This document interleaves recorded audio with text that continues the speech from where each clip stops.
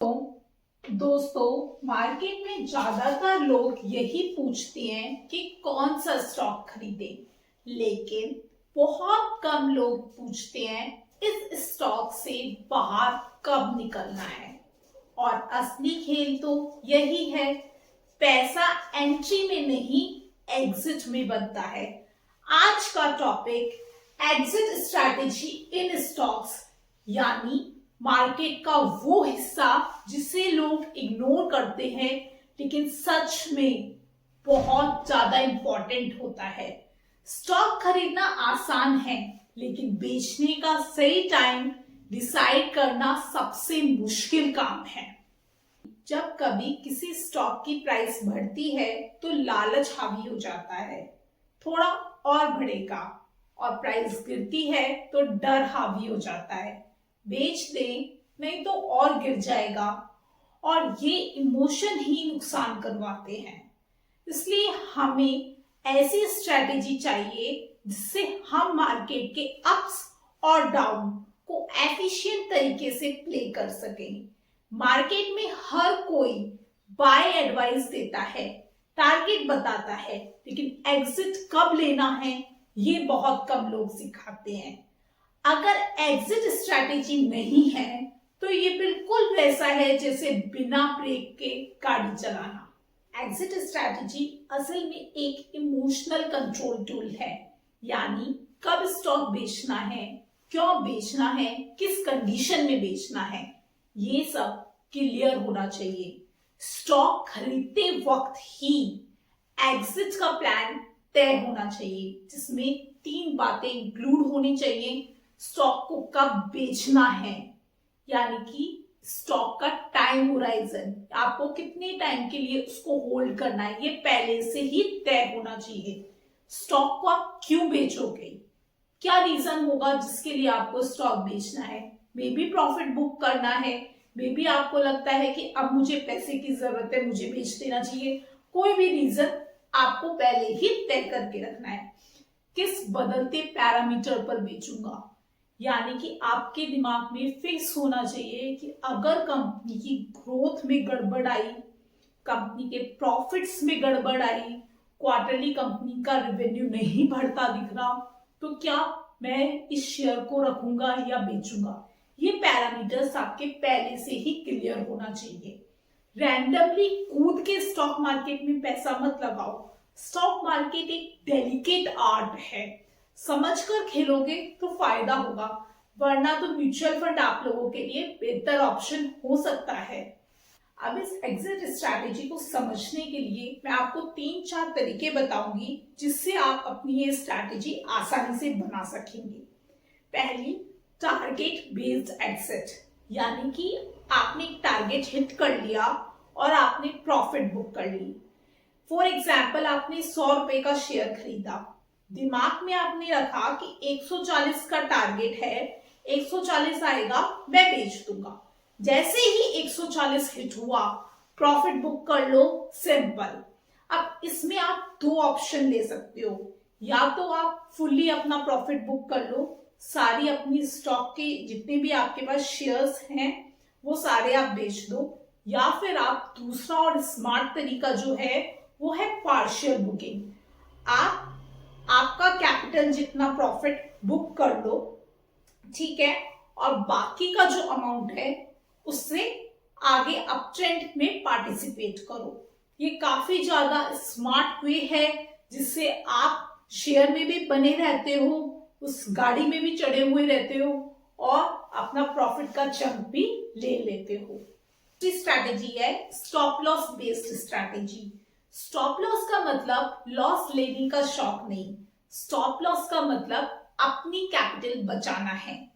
अगर किसी कारणवश आपकी थीसिस गलत हो गई, आपने जो अर्निंग्स कंपनी में एक्सपेक्ट की थी वो खराब हो गई, कंपनी में डेट बढ़ गया, मैनेजमेंट खराब हो गया, मार्केट कैप गिर गया, तो उस शेयर से एग्जिट ले लो। इसे ईगो पर मत लगाओ कि मैंने खरीदा था, अब तो प्रॉफिट होगा मैं तभी निकालूंगा।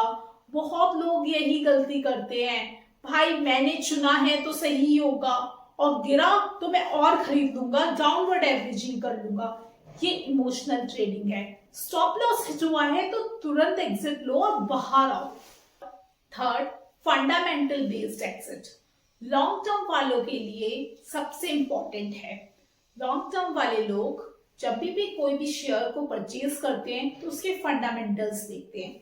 फंडामेंटल्स किसी भी कंपनी के परमानेंट होते हैं, प्राइस टेम्परेरी होता है। अगर किसी स्कैम, मैनेजमेंट इशू या किसी और रीजन से ग्रोथ गिर गई हो, मार्जिन्स गिर गए हो, फंडामेंटल किसी भी कंपनी के कमजोर नजर आने लगे तो प्राइस इररिलेवेंट है, कंपनी का कोई भी भाव चल रहा हो, तुरंत एग्जिट लीजिए। क्योंकि पता नहीं आपको फंडामेंटल्स खराब होने के कारण कंपनी में कितने लोअर सर्किट लग जाएंगे और आपका कैपिटल पूरा खराब हो जाएगा। क्योंकि फंडामेंटल्स परमानेंट होते हैं, प्राइस टेम्परेरी होता है। फंडामेंटल्स खराब हो गए तो कंपनी आपके पैसे को खा जाएगी, तो तुरंत एग्जिट लीजिए इस कंडीशन में। फोर्थ, टाइम बेस्ड स्ट्रैटेजी, जिसको कि अपॉर्चुनिटी कॉस्ट भी कहते हैं। कई बार कंपनी अच्छी होती है लेकिन स्टॉक सालों तक साइडवेज घूमता है। फॉर एग्जाम्पल टीसीएस, टाटा की सबसे ज्यादा profit making company, super fundamentals है लेकिन 3 साल तक शेयर प्राइस एक ही रेंज में घूमता रहा। मैं ये रिकमेंड नहीं कर रही हूं कहीं आप कल जाकर टीसीएस के शेयर बेचाओ, ये सिर्फ एग्जाम्पल के लिए समझा रही हूं। तो इस केस में आपको एक सवाल खुद से पूछना है, क्या ये जो पैसा मैंने टीसीएस में लगा रखा था, क्या ये कहीं और बेहतर काम आ सकता था? और अगर आपका जवाब हाँ है तो आप उस स्टॉक से एग्जिट लीजिए और उस पैसे को कहीं और रीडिप्लॉय कीजिए। क्योंकि याद रखिए, स्टॉक मार्केट में अपॉर्चुनिटीज इन्फिनिट हैं, अनगिनत हैं। आपको अपने लिए अपॉर्चुनिटी तलाशनी है और उसको अपने बेनिफिट के लिए यूज करना है। सबसे बड़ी मिस्टेक्स जो लोग करते हैं वो समझते हैं प्रॉफिट में जल्दी एग्जिट। ये इमोशन बेस्ड होता है। 110 का शेयर 120 हुआ, तुरंत बेच दिया। बाय, कोई स्ट्रैटेजी नहीं थी, गैम्बलिंग चल रही थी भाई। पहले से ना कोई प्लान था, जैसे ही प्रॉफिट दिखा बेच दिया। जल्दी क्या है, प्रॉफिट को पूरा पकने तो दो, तभी तो उसका मजा आएगा। जल्दी क्यों बेचना है? क्योंकि आपके पास प्लान नहीं था, आपके पास रिसर्च नहीं थी, आपको पता ही नहीं था कंपनी में कितना पोटेंशियल है। दूसरी गलती, लॉस में होल्ड किया, या फिर जब कंपनी का शेयर प्राइस गिर रहा है आप शेयर्स की एवरेजिंग करते जा रहे हो, जिसे कहते हैं Warren Buffett, don't catch the falling knife, because if you catch the falling knife your hand will be blooded. वही स्टॉक मार्केट में कर रहे हो, गिरते हुए शेयर को अगर पकड़ने की कोशिश करोगे ना तो अपने ही हाथ कटवा दोगे। इसलिए डाउनवर्ड एवरेजिंग उन्हीं शेयर्स में करो जिनमें दमखम है। थर्ड मिस्टेक, किसी भी शेयर को आप इंडेफिनिट पीरियड के लिए होल्ड करते हो बिना रिव्यू किए।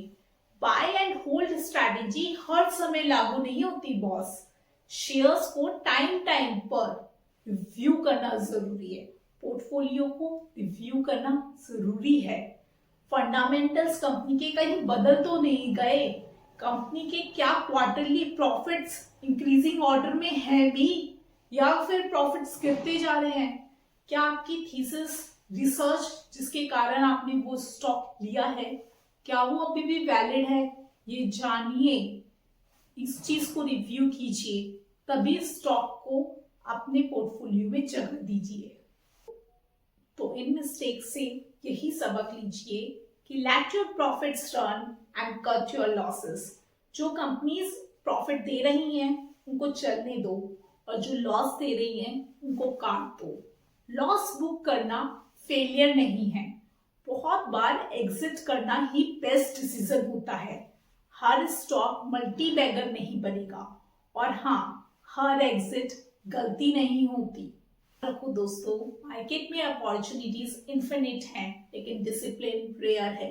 एग्जिट स्ट्रैटेजी नहीं बनाई अगर शेयर परचेज करते टाइम, तो आपकी ये इन्वेस्टिंग नहीं कहलाएगी, बल्कि ये गैम्बलिंग कहलाएगी।